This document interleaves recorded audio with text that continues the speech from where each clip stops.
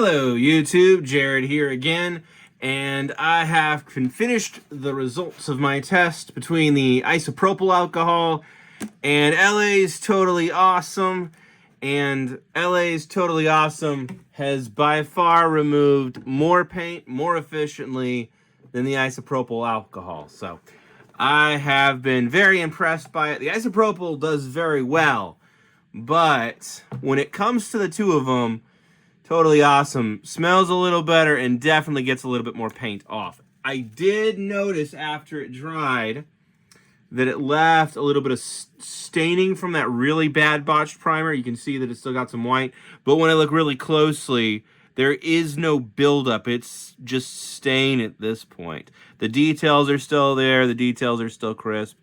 I could always give it one more scrub, but I'm pretty happy with where this guy came out and where the rest of them came out. For the guys who weren't badly primed, like this guy, really clean job in terms of back to the original GW plastic. So very happy about that. I will say, though, LA Totally Awesome smells better than isopropyl alcohol, but having dipped my hands for a few minutes in both, LA Totally Awesome started eating my fingerprints. So I'm wearing gloves, not just because of that, but also because my cat scratched me. So he did not want to have his nails did today, and he was very scratchy. But the project of getting all this bad paint off of all these models is finally almost done. There is a light at the end of the tunnel. And I'll show you something really funny here, too. Hopefully you can see it in this tub. I wasn't able to fill it all the way up. So that line right here is the line between submerged and not submerged. And you can tell, really rough, hard to get off primer, completely gone. And so that's the difference that this LA Totally Awesome makes. It is a soapier substance, so it is a foaming agent. That's kind of annoying. So you need to have lots of water nearby just to get the soap off. So I'd recommend, if you do use LA Totally Awesome, have a cup of water, better yet a bucket of water or something, so you can dip your minis in between brushing sessions and really get the rest of it off. But we are just about ready. Hopefully this weekend here now, which is by the time you're watching this video will be up. It is currently Friday night, but hopefully by the time you're watching this, I'm washing as you're watching. There's a tongue twister. While you're watching this, I've already got the first batch primed, and I'm dry brushing and getting ready to get that first paint job ready. So these guys are just about ready. I don't want to do all of them, but I want to get enough that I can get some guys painted, get a feel for the army, decide if I really like the color, and make some adjustments. I'm going to start off with orange, do some guys in orange, and then if I love the orange, do the whole army in orange, and if I don't, normally what I've done with the Stormcast, as I've mentioned in previous videos, is I switch paint schemes every so often. And so I feel like it'd be kind of fun to switch the paint scheme up and have some of the guys in their dress colors and some guys in camo. But we'll see. We'll see. I might do a couple fun camo jobs just because there is 6 squads of strike teams. Have half the squad, half of them in orange and half of them in camo. And then if I play a narrative game, I could have, one game be they're fighting in the desert and they're orange, and the next battle they're fighting in the jungle and they're jungle green for camo. So I might do something fun like that. But otherwise, they'll probably all be the same. I really don't have a big army that's all one color. Almost all of my armies, I feel like, change schemes halfway through. So it might be kind of fun to have this whole scheme. Or their armies like the Gloomspike gets, which is a big army, but naturally the trolls and the goblins are different colors. And so a lot of the armies tend to have different colors. In this army, if I add Kroot, the Kroot won't be the same color. And so even these guys will be different colors. Oops, bumped my lamp there. All right, this guy is just about there, but he's not quite. But that's where I'm at right now. Still just scrubbing these guys down, getting closer and closer to actually getting to finally paint something. So I figured I'd do some more hobbying and some more scrubbing. And scrubbing's kind of boring. I did a lot of scrubbing while watching some movies with my wife. We were marathoning all the Studio Ghibli movies, and that's been really fun. We found a few that we liked that we'd never seen before, and a few that we we're glad we hadn't seen before. Some of them are just some of the best movies that we've ever seen, and some of them are kind of forgettable, and some of them are just surprise gems. And so, Ghibli movies are fun to watch for that reason. They're all, for the most part, really pretty too. Very aesthetic and very slow paced, so they're perfect movies to watch while you're working with miniatures, because you can look down for a second and you're just missing the pretty art. You're not missing story beats. Yeah, that is just about done. I'll put that in the done box over here. But the goal is to get enough of these guys done so I can start painting this weekend. Have something to show for it besides just yet more scrubbing to do. Look, ooh, I'm off camera. I just realized that. Sorry about that. Look how sudsy this is. That's the LA Totally Awesome, which, if you like a sudsy agent, more power to you, but it does make it look like it's not working as hard. And also, if you swish it around, it gets really cloudy and foggy, and then if you let it sit, it does clear up a little bit, but I'll need to buy another $3 gallon bottle or whatever. Wow! Look how much came off those so quickly.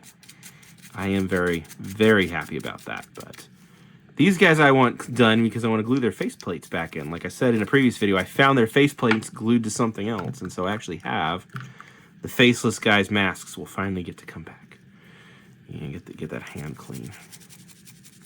The other problem with LA Totally Awesome is miniatures float in it. Now, miniatures sink in isopropyl alcohol, but minis float in this stuff. So he's going to need to go again just for his hand's sake. Let's see what we got going on here.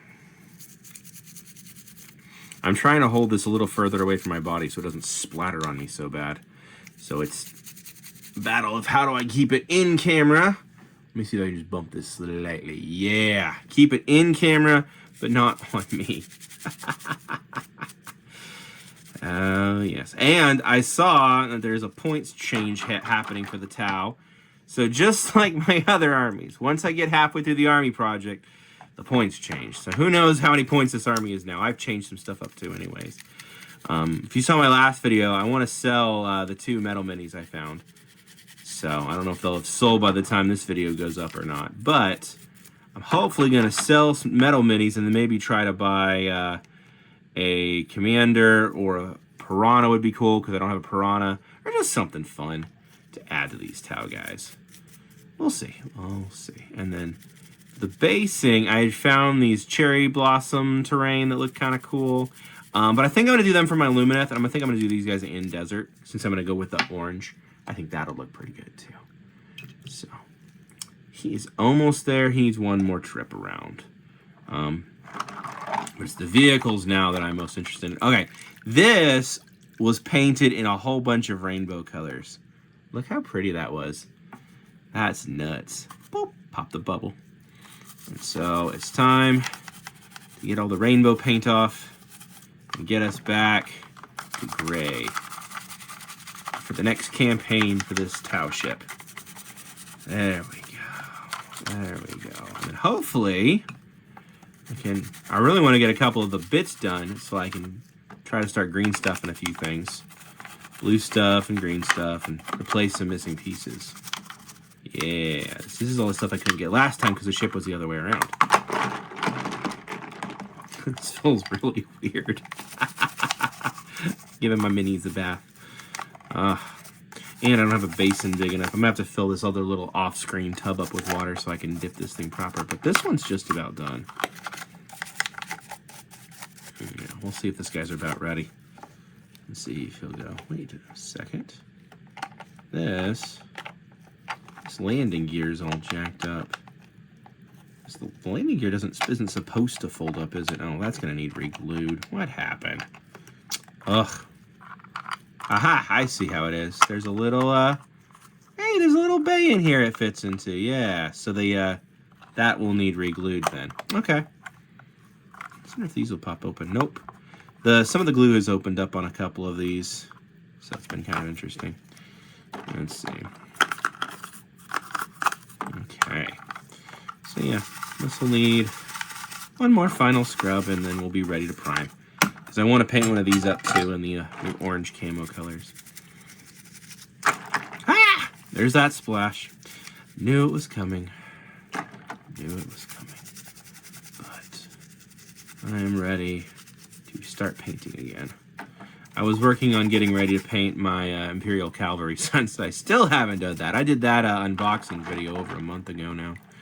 And I was going to paint it, but it's a big commitment to paint a unit that complicated. And I want to do such a good job because I like painting that kind of stuff. But you got to paint human and horse and human clothes and horse clothes and weapons and rocks, and it's just easy to get analysis paralysis or whatever the kids say these days. This bit needs a little more love. It's not quite there. This is much easier with these gloves on. Hate to say it, but it really is true. Oh, this guy's got the carbine. Carbine. Let's see. Yes. I've been thinking about other videos I can make on the hobby too. The goal is in sometime mid-next summer, the next edition of 40K comes out. And so I spent with the Hachette magazine, I spent most of the last 2 years of my hobby mostly building Age of Sigmar armies. And so I've played 1 or 2 games actually of 10th edition of 40K. But I've not really done much with it. I had the small Ultramarine squad and then a Necron squad. And then I built a few Chaos Space Marines just for the fun of it because I liked them. And they've been cool to build up. And I'm going to get some more of them with the Combat Patrol magazine. But the goal will be to build a whole bunch of armies for 40K. And with Age of Sigmar 4th edition here, I guess we're on, I printed out and made my own rule cards.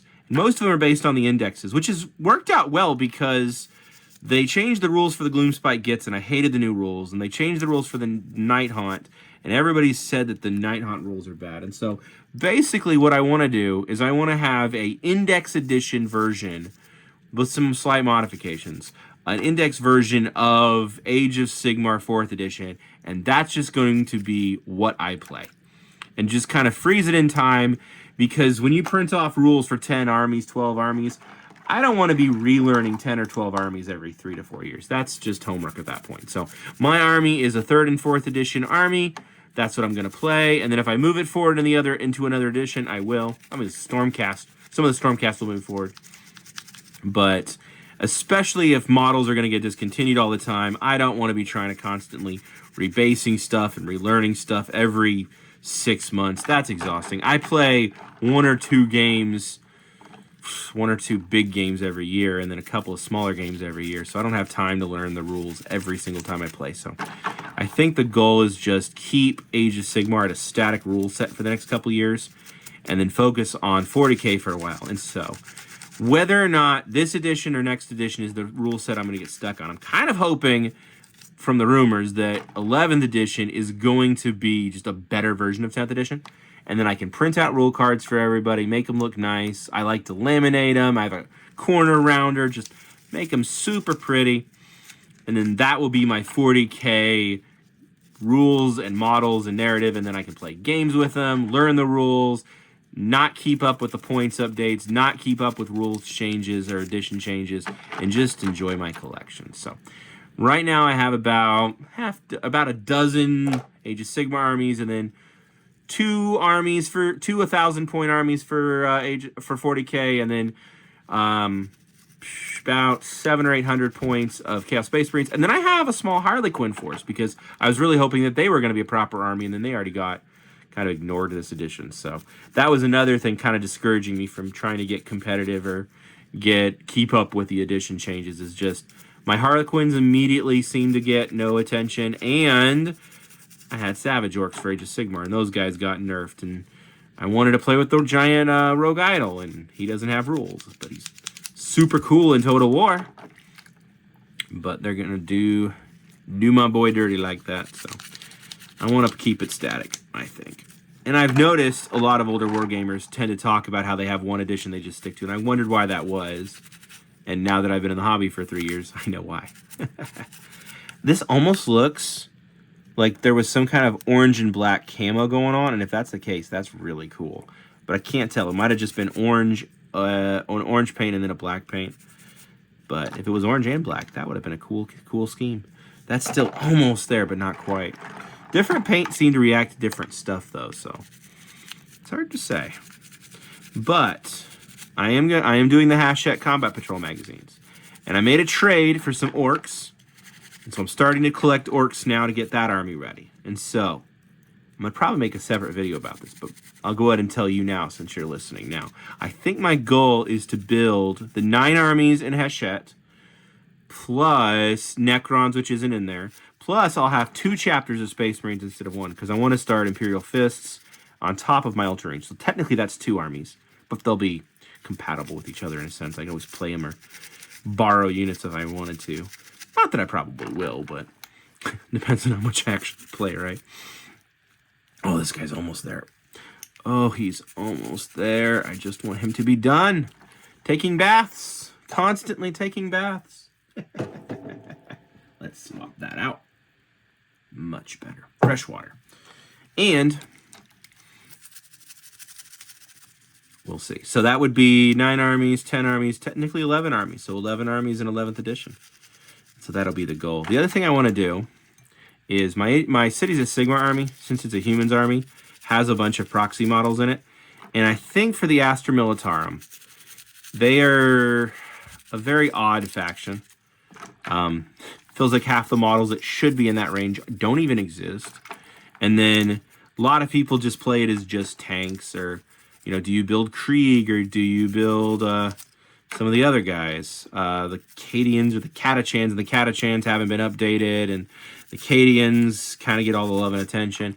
I kind of want to use Wargames Atlantic models and kind of build out my own proxy army for them, just like what I did with the Cities of Sigmar. So I'm going to get some official models from Hachette, and then maybe mix in some unofficial stuff just to boost that one up. So I don't know. I might get some other stuff. I find the real problem is when it comes to, say, like the 3D printing, is if you go with a 3D printed army, almost the whole army needs to be 3D printed so it's the same aesthetic. Otherwise, it annoys me.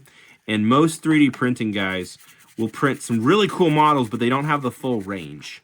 And so then there's just certain models you can't get now because there's not an equivalent model in the 3D printed line. So there's a bunch of guys I like, because I'm not against the 3D printed stuff, even though I don't have space for it. Like, I'm not against buying 3D printed models, and I will on occasion. I have a few.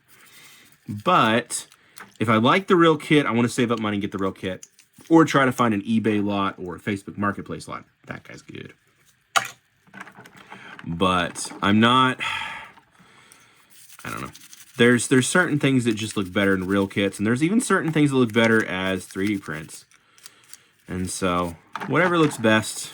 I'll have a few armies that will always be GW tournament compatible, for the vague dream that someday I'll get to play tournament games, but that's not the stage of my life right now, and so I honor and respect that. And so I want to build narrative armies, and part of building lots of narrative armies in budget is doing a lot of lots and eBay buys like this, or Facebook Marketplace buys like this, and then also probably doing a little bit of 3D prints and stuff. And so, short of me ever getting sponsored by GW like that would ever happen, I'm going to happily have 3D printed stuff in my army too. But not very much, because I don't like mixing it in, because then it looks weird.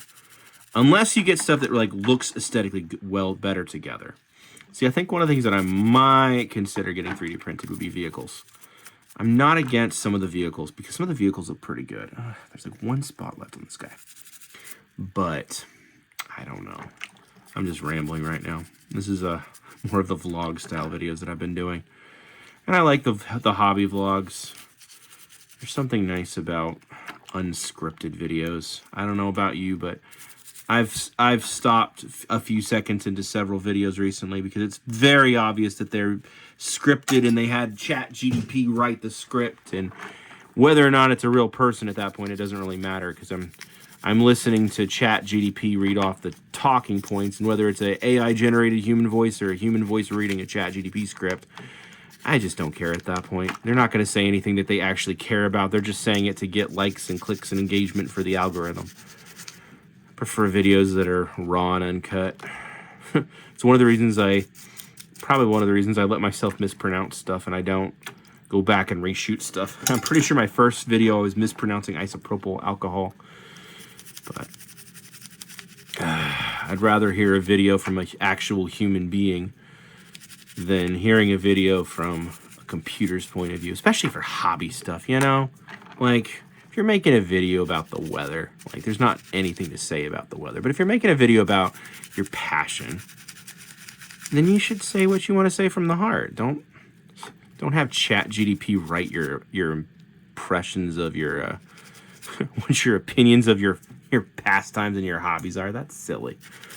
So I'm not a big fan of AI. I think a lot of it's a mistake. It's useful. There's useful sides to it, but it's got some pretty hard limits too. And until I think we embrace that as a society, we're gonna be in trouble. That's nice. Yeah, that guy is just about ready. He can do the wash and be done. I shouldn't throw them, but if they were gonna break, they would have broken by now. That's cleaned up. I got a little bin right off screen that you can't see that it's catching them. All right. Well, I made myself a list of roughly half the models that I can paint up and then kind of stand next to each other and decide what I want to do with the army. And it's mostly the stuff that's in this right here. So we'll see. Yep, there we go. He's almost done, almost done. But we'll see. Leave in the comments if you prefer your army to all be exactly the same or if you like to see some variety. I've seen some good, compelling videos in both directions, honestly. There's something cool about having an entire army, you know, in the same rank and order, and everybody's wearing exactly the same clothes and colors and perfectly in scheme, and it doesn't switch red paint halfway through because you ran out of one shade and you switched reds because you liked another red or whatever it is. And then there's another thing to be said about having an army that really reflects your growth as a painter, or an army that reflects that you change squads every so often. I'm trying to remember who somebody made a video about that recently that I saw, or the algorithm recommended, and it was a video from years ago, who knows. But I thought that was a really compelling case of, you know, purposely switching paint schemes every 1,000 points or so. I think it's not a bad idea, honestly. And I definitely do that with my Stormcast. And there's a lot of guys in here. Well, this video is getting kind of long, but it's nice to just vlog and ramble here. Paint some stuff or scrub some stuff. Well, that's boring. Talking to you while I work. There we go. That's better. Oh! He just lost his gun arm. That was funny. He had a gun and then he hit the liquid and he came up armless. Well, you get to enjoy that because you watched the video this long. So, whoop! Now he's gone forever. All right. Yeah, he's just about there. But my water's getting triple soapy here. Alright, might have to pause the video for a second just to get some less soapy water. But this kind of paint comes right off real fast. There we go. Some paint takes a lot of scrubbing and some takes a little bit of scrubbing. But I enjoy hanging out and thinking about the hobby. And I'm looking forward to having a whole bunch of these armies. I'm looking forward to painting these Tau, and then Tyranids will be next, and Space Marines Iron the Imperial Fists, and then after that, maybe we'll see if I get something for Christmas. Wouldn't that be fun? And then after that, some Orcs, some Eldar, and whatever else I get around to painting.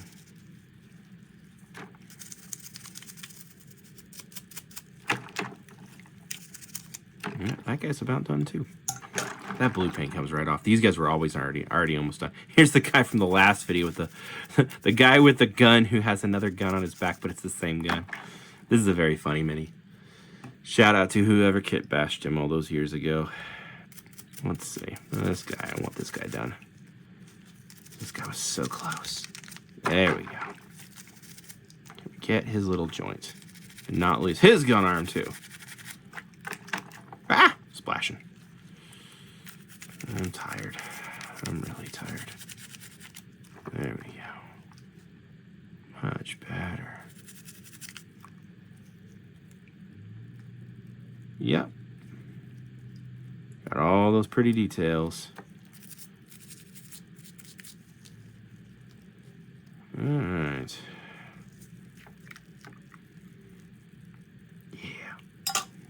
There's stains from the paint, but it's definitely coming off. All right. Well, I'm going to cut the video here soon. You don't need to watch this many minis coming out of the slurry. But I appreciate you watching. I hope this channel does grow eventually. It'll be a lot of fun. Especially if I ever make a little bit of money off of this. Right now it's mostly just for my own amusement, but the idea of making some money off of what I enjoy and being able to buy more minis is a pretty cool thought, you know. Yeah. See, look, he's back to gray. The other paint, or the other stripper, the isopropyl alcohol, stopped at white, but it came off for him. He is officially back to gray.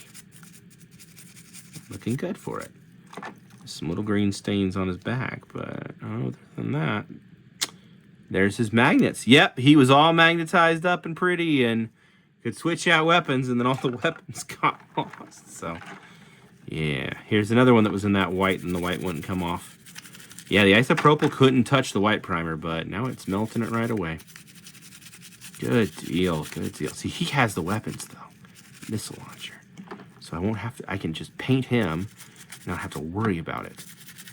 Big fan of that thought. All right, well, I'm going to refresh my water and then keep going, but I'm going to go ahead and cut the video here. Thank you again for watching, and I will see you guys in the next video. Have a great day. Bye.